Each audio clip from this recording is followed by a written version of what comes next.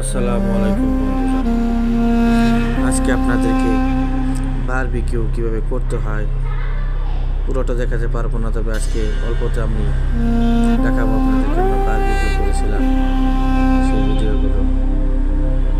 প্রথমে মুরগিগুলো ভালো করে ধুয়ে মাখিয়ে নিন। বারবিকিউ মশলা আছে, মশলা মাখিয়ে নিন। এক বাটি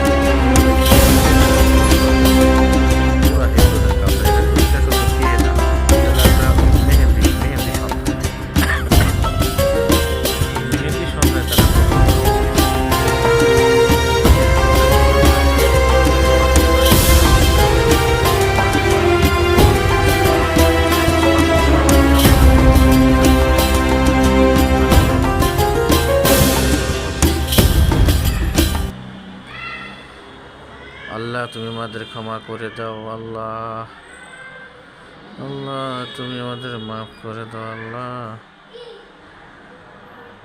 ইয়া রহমানুর রহিম, ইয়া গফুরুর রহিম। হে মহান সত্তা,